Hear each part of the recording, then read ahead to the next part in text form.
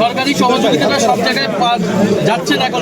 টানা বৃষ্টি ও বন্যায় বিপর্যস্ত চট্টগ্রামের আনোয়ারা উপজেলার বিভিন্ন এলাকায় অসহায় মানুষের পাশে দাঁড়িয়েছেন জাতীয় নাগরিক পার্টি এনসিপি ও এর অঙ্গ সহযোগী সংগঠনের কেন্দ্রীয় নেতৃবৃন্দরা। বরাদ্দ রাখা হয়েছে, অনেক বরাদ্দ দেওয়া হয়েছে, কাজ শুরু করে নাই।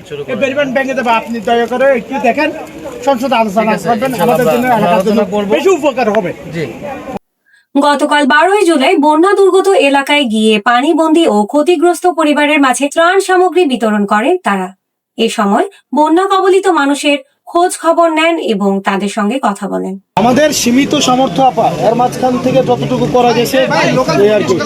ত্রাণ বিতরণ কর্মসূচিতে উপস্থিত ছিলেন জাতীয় নাগরিক পার্টি এনসিপির আহ্বায়ক নাহিদ ইসলাম। এছাড়া উপস্থিত ছিলেন এনসিপির কেন্দ্রীয় মুখ্য সংগঠক হাসনাত আব্দুল্লাহ, যুব এনসিপির কেন্দ্রীয় মুখ্য সংগঠক হাসান আরিফ, যুব অধিকার পরিষদের কেন্দ্রীয় আহ্বায়ক তারিকুল ইসলাম, ছাত্র অধিকার পরিষদের কেন্দ্রীয় আহ্বায়ক আবু বক্কর মজুমদার, ছাত্র শক্তি সিনিয়র যুগ্ম আহ্বায়ক খান তালাত মোহাম্মদ রাফি, কেন্দ্রীয় সদস্য মিশবা সহ অন্যান্য কেন্দ্রীয় নেতৃবৃন্দ। এই কর্মসূচি অনুষ্ঠিত হয় এনসিপির কেন্দ্রীয় সদস্য আনোয়ারা উপজেলা চেয়ারম্যান পদপ্রার্থী জুবাইরুল আলম মানিকের আহ্বানে। এতে উত্তর ও দক্ষিণ জেলা মহানগর এবং আনোয়ারার বিভিন্ন পর্যায়ের নেতাকর্মীরা অংশ নেন। উপস্থিত ছিলেন যুব সমন্বয়কারী দেলোয়ার হোসেন, জাফর ইসলাম চৌধুরী সহ স্থানীয় নেতৃবৃন্দরা। যেহেতু এই উদ্দেশ্যে ইনশাল্লাহ আরা নাহিদ ভাইয়ের জানাই অবগত করছি জুবাইর আলম মানিকের মাধ্যমে। ইনশাল্লাহ আরা তাৎক্ষণিক আনোয়ারা বাজার সাহেবাল্লাহ বলি নাহিদ ভাই হাসনা আব্দুল্লাহ ভাই তাৎক্ষণিক ইনশাল্লাহ আনোয়ারা মধ্যে জবাই বেজি ইনশাল্লাহ বলে আর আন্তরিকভাবে ধন্যবাদ জানাই।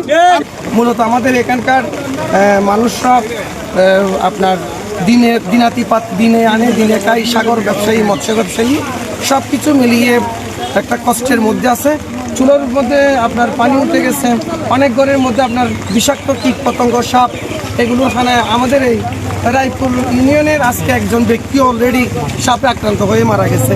তো সর্বোপরি আপনার প্রশাসনের পক্ষ থেকে এবং সরকারের পক্ষ থেকে শুভ দৃষ্টি কামনা করতেছি, যথাযথভাবে এখানে ত্রাণ আসা প্রয়োজন। নেতারা বলেন, দুর্যোগে ক্ষতিগ্রস্ত মানুষের পাশে থেকে মানবিক সহায়তা অব্যাহত রাখা হবে এবং বন্যা পরিস্থিতি স্বাভাবিক না হওয়া পর্যন্ত এই কার্যক্রম চলবে। সরকারি সহযোগিতাটা সব জায়গায় যাচ্ছে না এখন পর্যন্ত।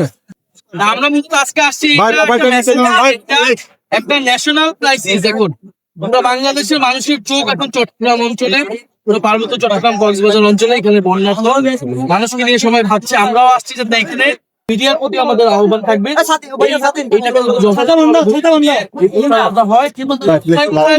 এখনো আটকে আছে, কোথায় একদমই সুবিধা পায় নাই।